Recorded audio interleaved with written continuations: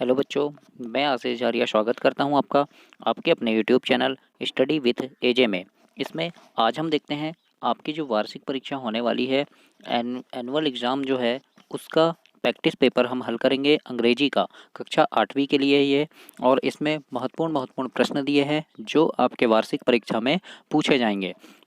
हिंदी का, गणित का, संस्कृत का, सामाजिक विज्ञान का मैंने करवा दिया है, तो उनको भी आप प्लेलिस्ट में जाकर ज़रूर से देखिएगा कि कैसे कैसे प्रश्न आपको पूछे जाने हैं और कैसे कैसे प्रश्न आपके परीक्षा में आने वाले हैं, उनको आप देखिएगा। आज देखते हैं हम इंग्लिश का। तो आइए, सबसे पहला प्रश्न है इसमें आपका, सबसे पहला ए नंबर का प्रश्न है। आपको पहले विकल्प दिया रहेगा, है ना, 12 नंबर का है ये। तो देखिए इसमें है, write the comparative and superlative degree of the following word. तो यहाँ दो वर्ड दिए हैं, इनमें आपको कंपैरेटिव डिग्री और सुपरलेटिव डिग्री लिखना है। जैसे सबसे पहला है स्मॉल, तो यहाँ खालिस्तान में आएगा सबसे पहले स्मॉलेस्ट, सॉरी स्मॉलर। उसके बाद सुपरलेटिव डिग्री लिखना स्मॉलेस्ट। फिर दूसरा है हैंडसम, तो यहाँ पे आ जाएगा हैंडसमर, और सुपरलेटिव डिग्री में क्या आएगा, हैंडसमोस्ट। तो इस प्रकार से ये पहला ए नंबर का क्वेश्चन आपका हल हुआ। इसके बाद बी नंबर में आपको दिया है, change the following sentence according to the instruction given a brackets, यानी ब्रैकेट्स में जो इंस्ट्रक्शन दिए हैं उसके अनुसार आपको यहाँ पे सेंटेंस को चेंज करना है। तो सबसे पहले आपका जैसे दिया है, trees are valuable to all, तो इसका क्या हो जाएगा बच्चों, इसको आप किस प्रकार से लिख सकते हैं, इसमें हमको क्या बनाना है, चेंज इनटू नेगेटिव बोला है, यानी आपको नेगेटिव सेंटेंस में इसको बदलना है। तो इसका क्या हो जाएगा, trees are not valuable to all. तो इस प्रकार से नॉट लगाकर इसको नेगेटिव में आप बदल सकते हैं। तो इस प्रकार से आपको लिखने के लिए पेपर में पूछा जाएगा। और चैनल को सब्सक्राइब करना बच्चों, ताकि आपको ऐसी वीडियो और भी मिले, और अपने दोस्तों तक भी इसे ज़रूर शेयर करना। इसके बाद सेकंड पूछा है, there was a poor wood cutter. तो इसका क्या आ जाएगा, इसमें हमको चेंज इनटू इंट्रोगेटिव करना है, यानी प्रश्नवाचक चिन्ह में इसको प्रश्नवाचक वाक्य बनाना है आपको। तो इसका हो जाएगा बच्चों, was the wood cutter poor, है ना, was the wood cutter poor. तो ये और क्वेश्चन मार्क लगा देना लास्ट में। इस प्रकार से दोनों को सॉल्व करेंगे। अब देखते हैं सी नंबर का। सी नंबर में बोला है आपका, choose the correct form the verb given a brackets, यानी ब्रैकेट्स में आपको जो वर्ब दिए हैं उनके करेक्ट फॉर्म को आपको खालिस्तान में लगाना है ना, ब्लैंक्स में भरना है। तो सबसे पहला है आपका, आई डोंट ग्रेप्स, तो क्या आएगा, लाइक आएगा, है ना। तो यहाँ लिखेंगे आप like, I don't like grapes. उसके बाद इसी में सेकंड है, सी ब्लैंक हर वर्क यस्टरडे। तो इसमें क्या आएगा बच्चों, डन आएगा। तो यहाँ आप लिखेंगे डन, है ना, see done her work yesterday.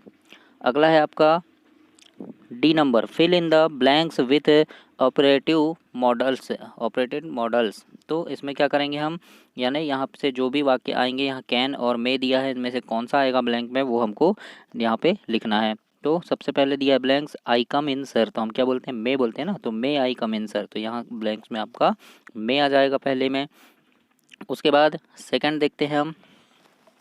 Second में क्या है, Khalistan you read this story for me please. तो इसमें क्या आएगा, कोल्ड आएगा, है ना, cold you read this story. तो इस प्रकार से आप सी नंबर का इसमें हल करेंगे। इसके बाद अगला देखते हैं, यहाँ पे है, rearrange the following word to make meaningful sentence, यानी यहाँ पे कुछ वर्ड दिए हैं आपको जो इधर उधर दिए हैं, इनको हमको यानी जमा कर लिखना है और एक मीनिंगफुल इसका सेंटेंस हमको बनाना है। तो सबसे पहले दिया है, useful are dams us for. तो इसको हमको जमा के लिखेंगे, तो जमा कर क्या हो जाएगा, ये सबसे पहले आ जाएगा आपका डैम्स, है ना, dams are useful for us, dams are useful for us. इस प्रकार से आप इसको जमा कर लिखेंगे बच्चों।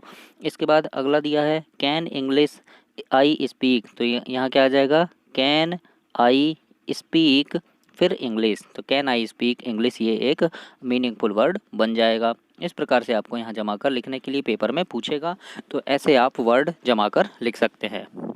अगला है आपका, combine the sentence below using us an operated conjunction, यानी यहाँ पे कंजक्शन लगाना है, एंड और बट, ये आपके कंजक्शन है।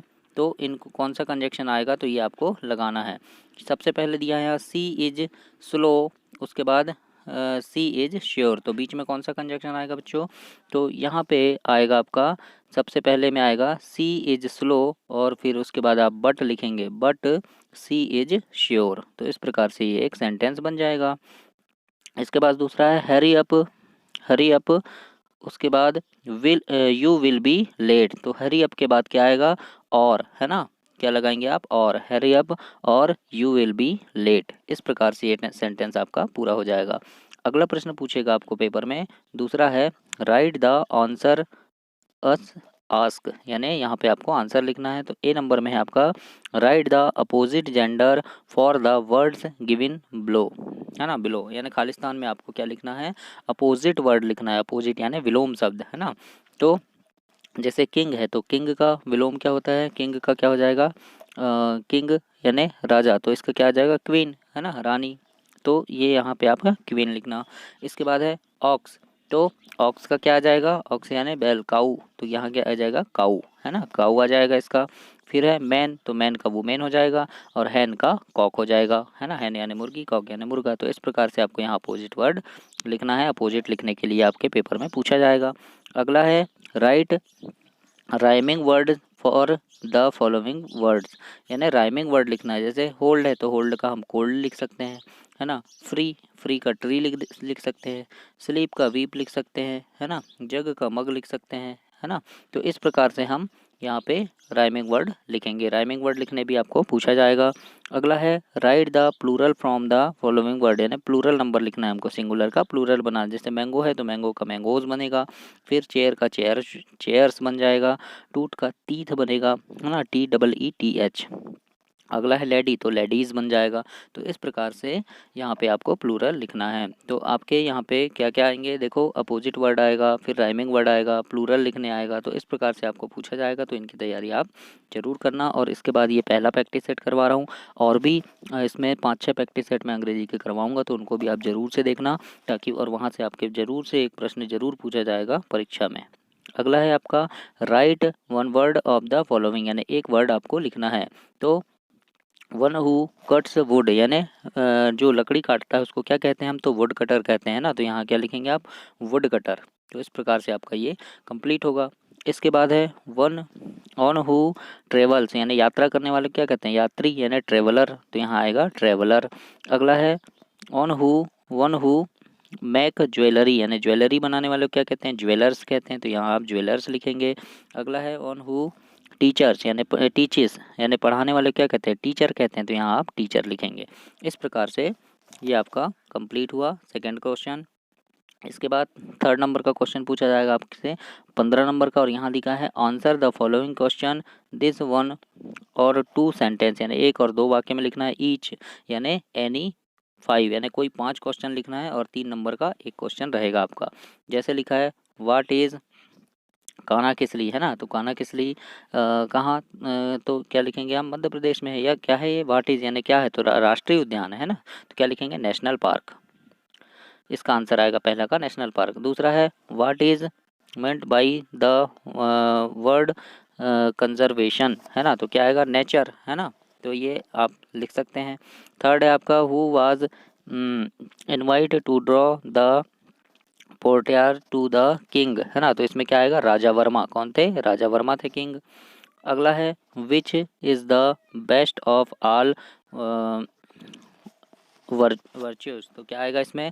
यानी सबसे अच्छा क्या होता है? तो ऑनेस्टी, यानी ईमानदारी। तो क्या आएगा? ऑनेस्टी। तो इस प्रकार से आप इसका आंसर देंगे। अगला देखते हैं फिर, यहाँ पे है आपका व्हाट इज़ ए डिजास्टर। तो क्या आएगा यहाँ पे?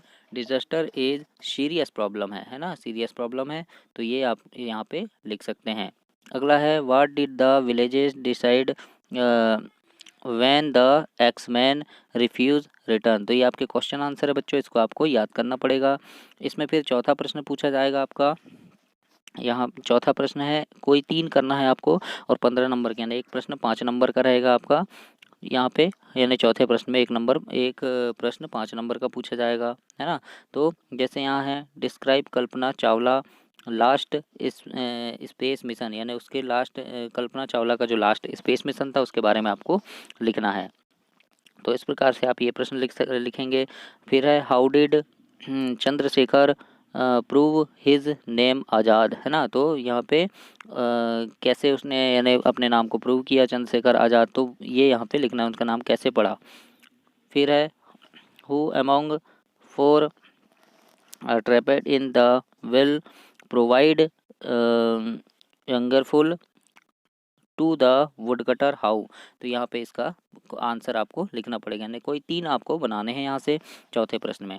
अगला पूछा जाएगा आपका 5वें नंबर का प्रश्न है, answer the following question in about 1 और 2 सेंटेंस ईच एनी 3, यानी कोई 3 क्वेश्चन आपको करना है, 1 और 2 वाक्य में यहाँ पे आंसर लिखना है। तो यहाँ आपके से 4 प्रश्न दिए रहेंगे, इनमें से आपको कोई 3 प्रश्न हल करना है।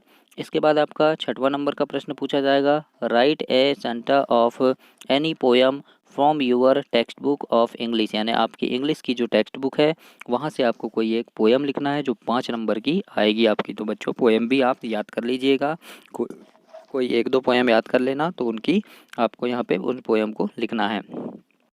अगला आएगा आपका right A short paragraph on trees plantation using the given below, यानी आपको ट्रीज प्लांटेशन, है ना, यानी वृक्षारोपण के बारे में यहाँ पे लिखना है, कुछ एक पैराग्राफ बनाकर लिखना है, तो ये 5 नंबर का आपका आएगा। अगला है 8वां नंबर का प्रश्न है, write an application to your headmaster, है ना, him issues your transfer certificate, यानी टीसी के लिए आपको एप्लीकेशन लिखना है, ट्रांसफ़र सर्टिफिकेट इशू करने के लिए लिखना है। 8 नंबर का क्वेश्चन है, और ये 6 नंबर का क्वेश्चन है। 8वां नंबर का प्रश्न आएगा आपका, 6 नंबर का ये क्वेश्चन रहेगा। या फिर अथवा में है, write a letter to your friend invite to him your brother's marriage, यानी अपने भाई की शादी में अपने दोस्त को इनवाइट करने के लिए, निमंत्रण देने के लिए एक पत्र लिखना है। दोनों में से कोई एक प्रश्न हल करना है आपको, दोनों प्रश्न नहीं करने हैं, कोई एक प्रश्न करना है, क्योंकि और लिखा है ना, अथवा में है, तो कोई एक प्रश्न हल करना है। तो एक एप्लीकेशन भी आप याद रख कर लीजिएगा। अगला आएगा आपका write an essay an on any one of following topics, यानी यहाँ पे आपके 4 टॉपिक दिए हैं, जैसे माई हॉबी है, फिर एनी ग्रेट लीडर, फिर माई स्कूल और एनी गेम्स, है ना, किसी भी गेम के बारे में, क्रिकेट के बारे में, फुटबॉल के बारे में।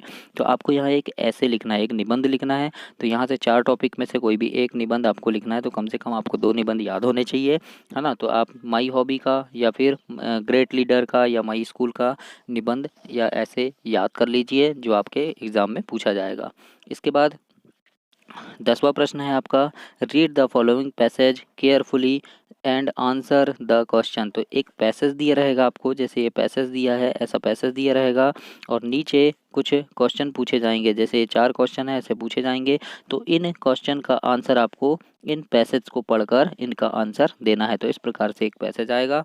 तो ये था बच्चों आपका अंग्रेजी का पेपर, कुल 10 प्रश्न आएंगे आपके, और इसके बाद ये 90 नंबर के होंगे। और इसके बाद अगला वीडियो, इसका सैम्पल पेपर ये 1 था, ऐसे में 4-5 सैम्पल पेपर और लेकर के आऊँगा।